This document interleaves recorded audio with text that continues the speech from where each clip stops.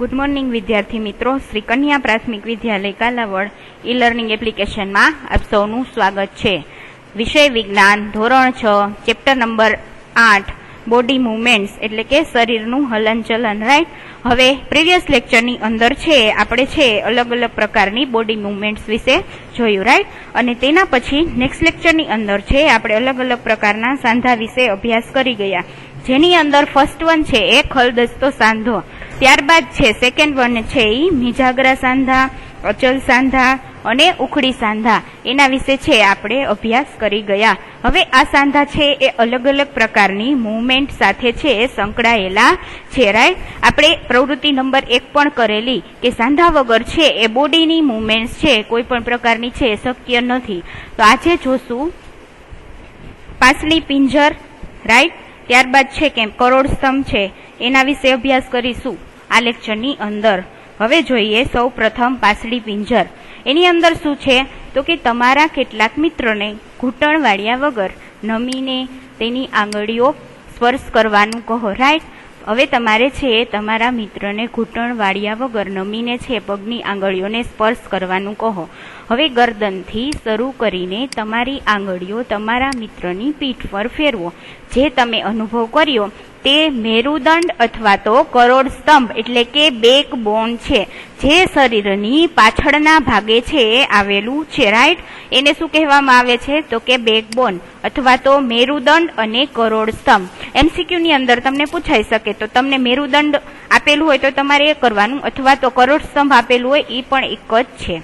તે અનેક નાના નાના હાડકાઓની બનેલ રચના છે. રાઈટ.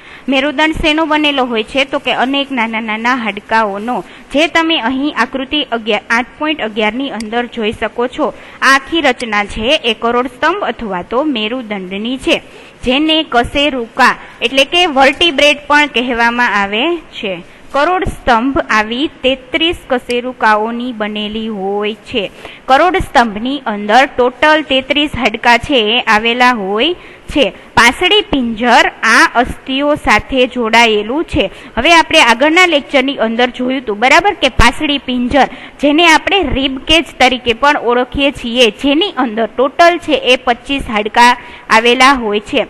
12 પાછળીઓ હોય છે, એટલે એક પાછળીની અંદર 2 હાડકા એટલે 12 દુને 24 અને એક સૌથી ઉપરનું હાડકું હોય છે એ છાતીનું હાડકું હોય છે, એટલે કે પાછળી પિંજરની અંદર ટોટલ 25 હાડકાઓ આવેલા હોય છે. એવી જ રીતે મેરુદંડની અંદર ટોટલ 33 છે કશેરુકાઓનું છે મેરુદંડ બનેલું હોય છે, જેના લીધે છે આપણે શરીરને વાળી શકીએ છીએ અથવા તો હલનચલન કરાવી શકીએ છીએ. જો શરીરની અંદર મેરુદંડ છે એ ન આવેલું હોય તો આપણે છે આપણા શરીરને છે વાળી શકીએ નહીં. રાઈટ. એને આપણે કરોડ સ્તંભ તરીકે પણ ઓળખીએ છીએ, જે તમારે યાદ રાખવાનું છે. હવે શું કરોડ સ્તંભ એક જ લાંબા હાડકાઓનો બનેલો હોત? રાઈટ. જો આપણે જોઈએ કે કરોડ સ્તંભ છે એક જ લાંબા હાડકાનો બનેલો હોત તો આપણે છે આપણા શરીરને વાળી શકત તો કે નહીં. શા માટે? કારણ કે જો એક જ હાડકાનો બનેલો હોત કરોડ સ્તંભ, રાઈટ, તો આપણે છે વાંકા અથવા તો આગળ પાછળ છે વળી શકીએ નહીં. તો તમારે શું કરવાનું છે કે તે અનેક નાના છે હાડકાની બનેલી રચના છે. રાઈટ. કરોડ સ્તંભ, જેને આપણે શું કહ્યું કશેરુકા તરીકે પણ ઓળખીએ છીએ. હવે કરોડ સ્તંભ આવી 33 કશેરુકાથી છે બનેલો હોય છે, જે તમારે યાદ રાખવાનું છે. કરોડ સ્તંભની અંદર ટોટલ 33 છે હાડકા છે આવેલા હોય છે. રાઈટ. શું કરોડ સ્તંભ એક જ લાંબા હાડકાઓનો બનેલો હોત તો તમારા મિત્ર છે આવી રીતે નીચે તરફ વળી શકે કે નહીં? રાઈટ. જો તમને અહીંયા છે એક પ્રશ્ન પૂછવામાં આવેલો છે કે જો કરોડ સ્તંભ છે એ એક જ હાડકાઓનો બનેલો હોત તો શું તમે છે વાળી શકો? તો કે ના. કારણ કે જો એક જ હાડકું છે એ આવેલું હોય એની અંદર અલગ અલગ પ્રકારના છે સાંધા ન આવેલા હોય, રાઈટ, તો આપણે છે એ વળી શકીએ નહીં. બરાબર. હવે અહીં છે તમને કરોડ સ્તંભની છે જે આકૃતિ આપેલી છે, રાઈટ, એની અંદર ટોટલ 33 છે કશેરુકાઓની છે કરોડ સ્તંભ બનેલું છે. તો આપણે જોઈએ તો એની અંદર છે જે આ જે કશેરુકા છે એ છૂટી હોય છે. રાઈટ. એટલે કે અલગ અલગ છે એ હોય છે, એ જોડાયેલી હોતી નથી. એની અંદર કેટલા હાડકા આવેલા હોય છે તો કે 24 મણકા. एवी ज रीते जे नीचेनो पोर्शन छे एनी अंदर टोटल तमने छे ए 9 हाडका जोवा मळे छे। केटला? तो के 9 हाडका अने जे एकबीजा साथे जोडायेला होय छे। आ तमारे छे याद राखवानुं छे के मेरुदंडनी अंदर टोटल 33 कशेरुकाओ आवेली होय छे। एमां सौथी उपरथी लईने जे अहींया सुधीनो पोर्शन छे ए 24 मणकानो बनेलो होय छे। जे केवा होय छे? तो के छूटा होय छे अने नीचेना जे 9 हाडका छे ए केवा होय छे? तो के जोडायेला होय छे। आम 24 + 9 करशो एटले तमने केटलो जवाब आवशे? 33। तो करोड़ स्तंभ छे टोटल 33 कशेरुकानो बनेलो होय छे। मेरुदंड छे ए अग्रभागथी शीर्ष साथे जोडायेलो होय छे। बराबर? ए तमारे याद राखवानुं छे। त्यारबाद तमारे शुं करवानुं छे? तो के तमारा मित्रने ऊभा थईने हाथ वडे कोईक दीवालने धक्को मारवानुं कहो। राइट? हवे तमारे छे तमारा फ्रेंडने ऊभा थईने कोईक दीवाल वडे हाथ वडे छे एने धक्को मारवानुं छे तमारे कहेवानुं छे। बराबर? त्यारबाद तमारे शुं अवलोकन करवानुं छे? तो जोईए। तो अहींया छे तमारे तमारा मित्रने छे ऊभा थईने हाथ वडे दीवाल वडे धक्को मारवानुं छे। शुं तमने तेना खभा आगळ बे उपसेला अस्थिओ देखाय छे के नहीं? तमने अहींया प्रश्न पूछवामां आवेलो छे के तमारा फ्रेंड छे एने तमारे ऊभो करवानो छे अने एने बे हाथ वडे दीवालने धक्को मारवानुं छे। हवे ज्यारे ए दीवालने धक्को मारशे तो तमने बे उपसेला भाग छे एनी अंदर जोवा मळशे जे शुं छे? तो के अस्थिओ छे। तेने स्कंधास्थि कहेवामां आवे छे अथवा तो एने आपणे शोल्डर बोन तरीके पण ओळखीए छीए। जे तमे અહીં आकृतिनी अंदर જોઈ શકો છો આ છે એ શોલ્ડર બોન છે। રાઈટ? જે છે એ ખભાની અંદર છે એ આવેલું હોય છે। રાઈટ? જેના દ્વારા છે આપણે છે અલગ અલગ પ્રકારની બોડી મુવમેન્ટ્સ છે એ કરી શકીએ છીએ। ત્યારબાદ જોઈએ કે આકૃતિ 8.13 ને ધ્યાનપૂર્વક જુઓ। હવે અહીં તમને આકૃતિ 8.13 છે આપેલી છે। આ સંરચના નિતંબાસ્થિ અથવા તો શ્રોણી અસ્થિ છે જેને આપણે પેલ્વિક બોન તરીકે પણ ઓળખીએ છીએ। રાઈટ? તમારે છે આના બે નામ છે નિતંબાસ્થિ અથવા તો શ્રોણી અસ્થિ જે તમારે યાદ રાખવાનું છે। ફોર એક્ઝામ્પલ MCQ ની અંદર તમને આ આકૃતિ આપેલી હોય રાઈટ અને તમને પૂછવામાં આવે કે આ આકૃતિ છે શેની છે તો તમને ઓપ્શન આપેલો હોય નિતંબાસ્થિ बराबर श्रोणी अस्थि અને બીજા કોઈ પણ બે નામ આપેલા હોય અને તમને એમ કહેવામાં આવે કે એ અથવા બી બંને તો તમારે કહેવાનું એ અથવા બી બંને કારણ કે નિતંબાસ્થિનું બીજું નામ છે શ્રોણી અસ્થિ જેને ઇંગ્લિશમાં પેલ્વિક બોન કહેવામાં આવે છે। આ એક પેટી જેવી સંરચના બનાવે છે જે તમારા જઠરની નીચે આવેલા વિભિન્ન અંગોને રક્ષણ આપે છે। હવે શ્રોણી અસ્થિ અથવા નિતંબાસ્થિનું કાર્ય શું છે તો કે જઠરની નીચેના ભાગમાં છે એ વિવિધ અંગોને છે રક્ષણ આપવાનું કામ છે એ શ્રોણી અસ્થિનું છે। આ નિતંબના ભાગોનો એ હિસ્સો છે જેની મદદથી તમે બેસી શકો છો। રાઈટ? હવે આ છે નિતંબાસ્થિની આકૃતિ છે જેની અંદર છે એ આપણી છે રચના ગોઠવાયેલી હોય છે। જઠરના જે નીચેના અંગો છે એ આની અંદર આવેલા હોય છે અને એના આ શ્રોણી અસ્થિની મદદથી છે આપણે નીચે બેસી શકીએ છીએ। રાઈટ? તો આ બે વસ્તુ છે કે મેરુદંડ છે અને નિતંબાસ્થિ છે ત્યારબાદ છે ખભાના અસ્થિઓ છે એ તમારે યાદ રાખવાના છે જે પરીક્ષાની અંદર છે એના વિશે તમને નોંધ લખવાની કહે તો તમે લખી શકો। ત્યારબાદ જોઈએ કે તમારી ખોપરી અનેક હાડકાઓ એકબીજા સાથે જોડાઈને બનેલી છે। રાઈટ? તો આપણી ખોપરી છે એની અંદર છે ઘણા બધા છે હાડકાઓ છે આવેલા હોય છે। બરાબર? હવે અહીં આકૃતિ 8.14 ની અંદર તમે માનવ ખોપરી છે જોઈ શકો છો જે આગળ આ ફર્સ્ટ આકૃતિ છે એ આગળથી છે એનો વ્યૂ આપેલો છે ખોપરીનો। રાઈટ? અને બાજુની જે ફિગર છે એની અંદર સાઈડ વ્યૂ છે એ આપેલો છે। હવે આ આપણા શરીરના અત્યંત મહત્વપૂર્ણ અંગ એટલે કે મગજનું છે એ રક્ષણ કરે છે। ખોપરીનું કાર્ય શું છે તો કે આપણા શરીરની અંદર આવેલા સૌથી અગત્યના અંગ એટલે કે બ્રેઇન એને આપણે મગજ કહીએ છીએ એનું રક્ષણ છે એ ખોપરી દ્વારા થાય છે। બરાબર? હવે આપણે આપણા કંકાલના ઘણા બધા હાડકા તથા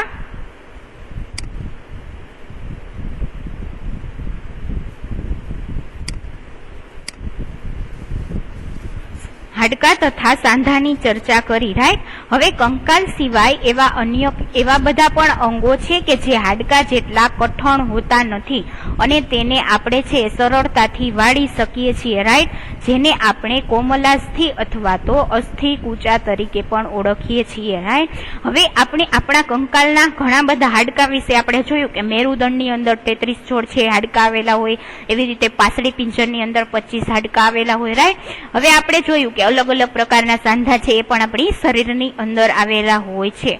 કંકાલ સિવાય કેટલાક અન્ય એવા પણ અંગો છે કે જે હાડકા જેટલા કઠણ હોતા નથી અને તેને વાળી શકાય છે, તેને આપણે કોમલાસ્થિ અથવા તો અસ્થિ કૂચા તરીકે ઓળખીએ છીએ, જે છે એ હાડકા કરતા છે એ પોચા હોય છે। હવે તમારે શું કરવાનું છે તો કે તમારે તમારા કાનનો છે એ સ્પર્શ કરો, બરાબર। શું તમે કોઈ હાડકાના કઠણ ભાગનો છે કાનની અંદર અનુભવ કરો છો કે નહીં, રાઈટ। હવે તમને આકૃતિ 8.15 અને 8.16 ની અંદર કાનના અલગ અલગ ભાગ છે એનું અવલોકન કરતું છે દર્શાવવામાં આવેલું છે, જેને વાળી શકાય એવું પ્રતીત થાય છે કે તેમાં કોઈ હાડકા આવેલા હોતા નથી। હવે તમે જ્યારે કાનને ટચ કરો, બરાબર, તો તમે કાનને છે વાળી શકો છો, તો તમને પ્રશ્ન થાય કે એની અંદર શું કોઈ પણ પ્રકારના હાડકા આવેલા છે કે નથી। શું તમને આંગળી વડે દબાવતા કાનની બૂટ તથા તેના ઉપરના ભાગમાં કોઈ ફરક લાગ્યો, રાઈટ। હવે આકૃતિ 8.15 ની અંદર છે કાનનો ઉપરનો ભાગ દર્શાવેલો છે જે દબાવવામાં આવેલો છે। ત્યારબાદ આકૃતિ નંબર 8.16 ની અંદર કાનની બૂટ એટલે કે કાનનો જે નીચેનો ભાગ છે દબાવવામાં આવેલો છે। આ બંને પ્રવૃત્તિ કરવાથી તમને છે કયા પ્રકારનો છે અનુભવ થાય છે, રાઈટ। હવે શું તમને એવું લાગ્યું કે કાનનો ઉપરનો ભાગ એટલો નાજુક નથી જેટલી આપણી કાનની બૂટ છે? કાનની બૂટ છે જે નીચેનો ભાગ છે એ વધારે નાજુક છે, પરંતુ તે ભાગ હાડકા જેટલો કઠણ પણ નથી। હવે કાનનો ઉપરનો ભાગ છે એ હાડકા જેટલો કઠણ નથી અને નીચેની કાનની બૂટ જેટલો નરમ પણ નથી। તેને આપણે શું કહીએ છીએ તો કે કાસ્થિ અથવા તો કોમલાસ્થિ। હવે આપણો કાન છે એ કાસ્થિઓનો બનેલો છે, જે આપણે આગળ છે કાસ્થિને અથવા તો કોમલાસ્થિની ડેફિનેશન જોઈ, રાઈટ, એ તમારે યાદ રાખવાનું છે। હવે શરીરના સાંધાઓમાં પણ કાસ્થિ જ જોવા મળે છે, રાઈટ। શરીરની અંદર છે અલગ અલગ પ્રકારના આપણે સાંધાની વાત કરી, રાઈટ, કે ઉખડી સાંધો છે, મિજાગરા સાંધો છે, એ બધા સાંધાઓ છે એની અંદર પણ આપણને શું જોવા મળે છે તો કે કોમલાસ્થિ એટલે કે કાસ્થિ છે એ જોવા મળે છે, જેના મદદથી આપણે સાંધાઓને વાળી શકીએ છીએ। હવે આપણે જોયું કે માનવ કંકાલ એ અનેક અસ્થિઓ, સાંધાઓ તથા કાસ્થિઓ ભેગા મળીને બનેલું છે, રાઈટ। આપણે સૌપ્રથમ આગળ છે અસ્થિની વાત કરી, ત્યારબાદ હાડકાની વાત કરી, ત્યાર પછી છે અલગ અલગ પ્રકારના સાંધાઓની પણ વાત કરી। હવે આપણે જોયું કે સંપૂર્ણ માનવ કંકાલ છે એ અનેક અસ્થિઓ, સાંધાઓ તથા કાસ્થિઓ ભેગા મળીને બનેલું છે। હવે તમે તેમાંથી ઘણા બધાને જોઈ શકો છો તથા હલનચલન પ્રદાન પણ કરી શકો છો। હવે તમારી નોટબુકમાં કંકાલનું સ્પષ્ટ ચિત્ર દોરો, રાઈટ। હવે તમને ટેક્સ્ટબુકની અંદર માનવ કંકાલ છે એનું છે તમને ચિત્ર આપેલું છે, જે તમે ઇઝીલી છે એ ટેક્સ્ટબુકની અંદર છે એ દોરી શકો છો, રાઈટ। તો તમારે છે માનવ કંકાલનું ચિત્ર છે એ તમારે તમારી ટેક્સ્ટબુકની અંદર છે એ દોરવાનું છે। હવે તમારી ઉપલી ભુજામાં ફૂલેલો, હવે આપણે આપણા શરીરના એ હાડકા તેમજ તેના સાંધાઓના વિષયમાં જાણકારી પ્રાપ્ત કરી લીધી, જે વિભિન્ન પ્રકારની ગતિ કરવામાં આપણને છે એ મદદ કરે છે, રાઈટ। હવે હાડકાઓને આવા પ્રકારના હલનચલન માટે કોણ યોગ્ય બનાવે છે તો ચાલો તેની તપાસ કરીએ, બરાબર। આપણે છે માનવ કંકાલ છે શેનું બનેલું હોય તો કે અસ્થિ, સાંધા અને કાસ્થિનું બનેલું હોય, રાઈટ। એ ત્રણ વસ્તુ વિશે જોઈ। સાંધાની અંદર પણ આપણે અલગ અલગ પ્રકારના ટાઈપ્સ છે એ જોયા, રાઈટ, કે ઉખડી સાંધો, મિજાગરા સાંધો, એ બધું તો થઈ ગયું। તો હવે આપણે આપણા શરીરના હાડકા તેમજ સાંધાના વિષયમાં જાણકારી પ્રાપ્ત કરી, બરાબર।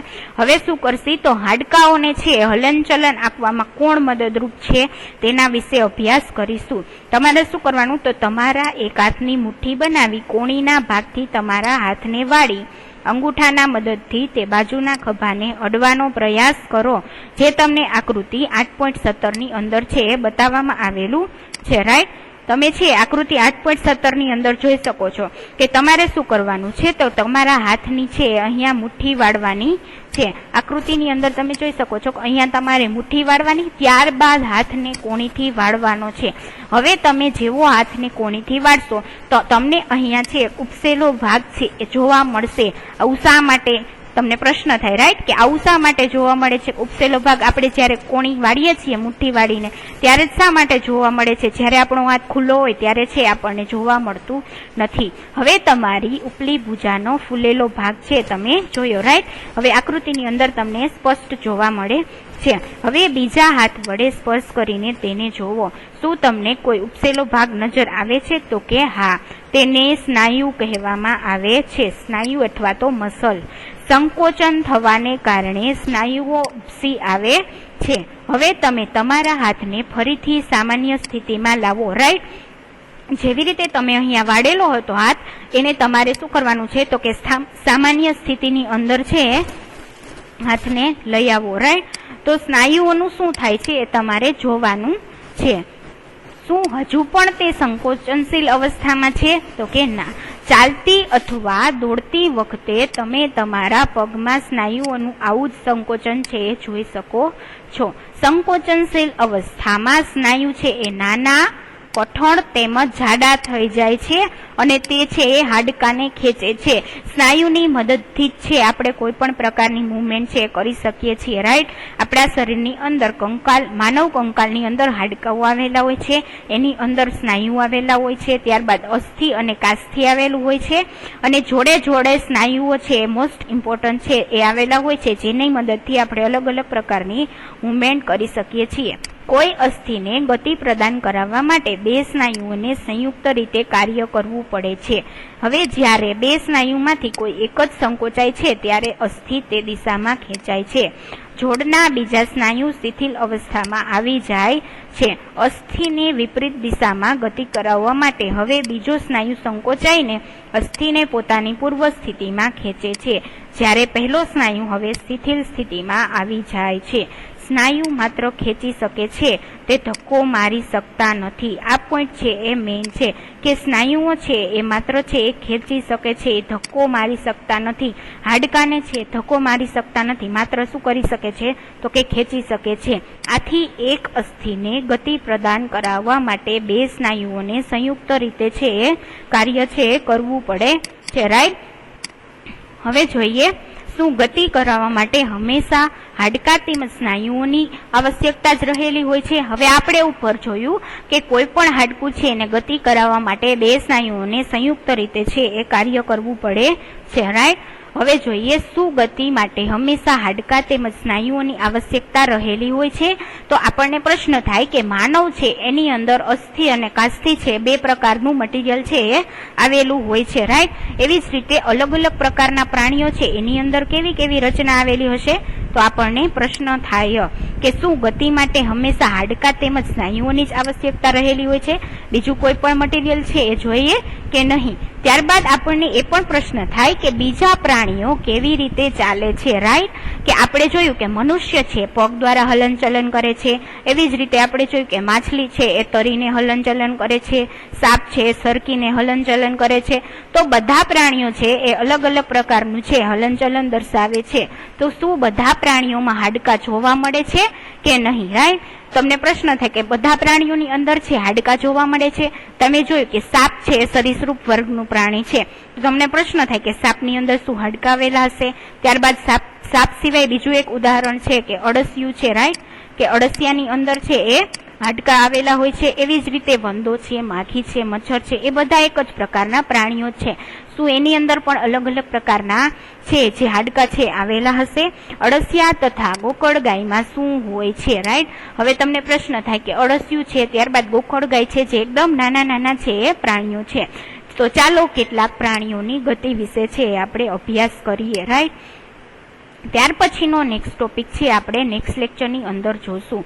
હવે તમારે અહીંયા સુધી જેટલું આપણું ચેપ્ટર છે એ ચાલી ગયું છે, રાઈટ. જેની અંદર માનવ કંકાલ છે, મેરુદંડ છે, અસ્થિ છે, કાસ્થિ છે, સ્નાયુઓ છે, એ બધા છે એના વિશે તમારે માહિતી મેળવવાની છે અને ચેપ્ટરનું છે એ અભ્યાસ છે સારી રીતે કરવાનો છે. Thank you.